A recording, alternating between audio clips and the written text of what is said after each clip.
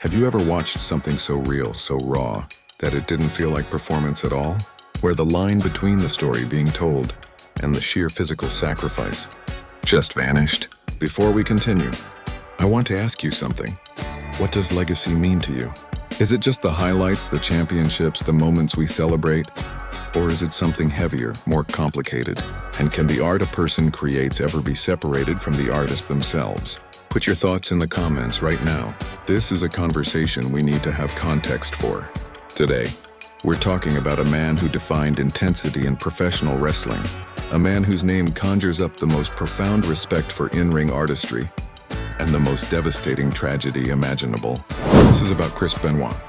Not to sensationalize, not to glorify, but to understand the legacy he built brick by brutal brick inside that ring. A legacy built not on charisma, but on something far more primal, undeniable, punishing physical truth. To understand Benoit's impact, you have to understand the landscape of wrestling when he arrived. This was the era of larger-than-life personalities, the giants, the showmen, the electric mic workers, and then there was Charis Benoit, a man of staggering quietness outside the ring. He didn't cut fiery promos. He didn't rely on a crazy gimmick. His character was essentially himself, a no-nonsense, technically perfect wrestler from Edmonton, Alberta, Canada, trained in the unforgiving crucible of Stampede Wrestling in Japan, in an industry shouting for attention. Benoit demanded yours through silence and then through violence. His style wasn't just hard-hitting. It was a psychological blueprint. Every move had purpose. Every strike sounded different, a crisp, sickening thud. He didn't just execute a suplex. He exploded into it, his entire body contorting with the effort. Watching a Benoit match, you felt the exhaustion. You winced at the impact. He made you believe in the struggle. This was a man who built his reputation on making the simulated fight look, feel and breathe like a legitimate athletic contest. He was the Rabid Wolverine, and that wasn't just a cool name. It was a state of being. Once the bell rang, a switch flipped. The calm, reserved man was gone, replaced by a focused, relentless force of nature. And at the heart of that force was his masterpiece, the crippler crossface. More than a finishing move, it was his identity. It was technical, it was brutal, and it was inescapable. Once he locked it in, bridging his entire body, face contorted in a snarl of effort, the match was over. There was no powering out. It was a submission that symbolized his entire career. A relentless, grinding pressure that forced you to quit or break. He won his first WWE World Heavyweight Championship with it at WrestleMania XX, in one of the most emotional moments in the company's history. That image of him, tears streaming down his face, confetti falling, holding the title with his best friend Eddie Guerrero. It was the culmination of a 20-year journey. The ultimate validation for a man who had sacrificed his body over and over for respect. And the sacrifice, my God, the sacrifice. His career, spanning from 1985, was a chronicle of pain. Stiff chair shots to the head that echoed. Diving headbutts from the top rope, a move he adopted from his idol. Dynamite Kid, where he'd crash his unprotected skull into an opponent's chest. Match after match, year after year, a symphony of self-destruction. This wasn't just part of the job for Benoit. It was the job. To be the best, you had to be the toughest. You had to be the most real. He collected titles across the globe, amassing over 900 verified wins. But he also collected concussions, injuries, and wear.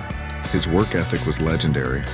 While others might coast, Benoit wrestled every match on the card like it was the main event of WrestleMania. He earned the unwavering respect of his peers because he gave them no other choice. You couldn't watch him work and call wrestling fake. Charis Benoit's in-ring influence is woven into the DNA of modern wrestling. Look at the stars today, from Bryan Danielson to Samoa Joe, to the entire style of hard-hitting, strong-style wrestling that fans adore.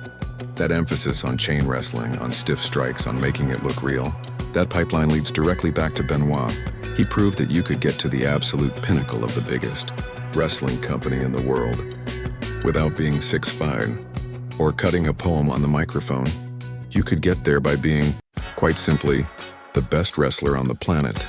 He legitimized the craft for a generation of performers who saw themselves as athletes first. His legacy is one of pure, unadulterated in-ring excellence, a textbook on how to tell a story with your body, not just your words. But this legacy exists in a shadow so dark, so horrific that it threatens to eclipse everything he built. The tragic events of June 2007 are a part of this story that cannot and must not be ignored. The man who embodied heart and passion inside the ring was responsible for an act of incomprehensible violence outside of it. The wrestling world was shattered, forever changed. In an instant, the name Charis Benoit stopped representing a wrestling genius and became associated with something unspeakable. How do we reconcile the art with the artist? Can we? Should we? This is the haunting question his legacy forces us to confront. It's not about separating the man from the performer. They were the same person. It's about holding two devastating truths in our minds at once. The truth of the unparalleled performer who inspired millions with his dedication, and the truth of the man whose final actions caused irreparable pain. One does not cancel out the other. They exist in a permanent, painful tension. To remember only the tragedy is to ignore his monumental impact on the sport. To celebrate only the wrestler, without acknowledging the tragedy, is a profound dishonesty to its victims. Looking to the future, his legacy is cemented, but it is frozen. You will not see his matches promoted by WWE. You will not see new action figures or video game appearances. His name is spoken rarely, and when it is, it's with a heavy caveat. The generation he inspired now wrestles in an era with, hopefully, more awareness about head trauma, about mental health, about the very real physical toll this art form takes. In a way, Benoit's career stands as both the ultimate example of in-ring passion and a stark, terrifying warning of its potential cost. The conversation around him is no longer about greatest matches. It's about consequences, about the price of the intensity he helped define. Charis Benoit's legacy is a monument built on two foundations: unparalleled excellence and profound tragedy. It is a reminder that our idols are human, frighteningly so. It forces us to look at the things we celebrate, the violence, the sacrifice, the toughness, and question the real-world cost. His story is perhaps the most difficult one in all of wrestling. It doesn't have a clean moral.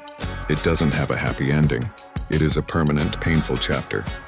We can acknowledge the artist, the technician, the man who gave us countless classics, without ever forgiving or forgetting the final horrifying act. His legacy is not one to be celebrated simply, but to be studied thoughtfully and somberly as the ultimate cautionary tale of a passion that burned too bright and too destructively. What do you think is the responsible way for wrestling history to remember a figure like Charis Benoit? I'm genuinely curious to hear your perspective in the comments below. If this deep dive into the complicated layers of wrestling legacy made you think, if you appreciate us tackling the tough topics with respect and context, then please give this video a like. It helps more than you know. And if you want to join these essential conversations about the real stories behind the sports and entertainment we watch, consider subscribing. We have a lot more to talk about. Thank you for watching and for thinking critically. See you in the comments.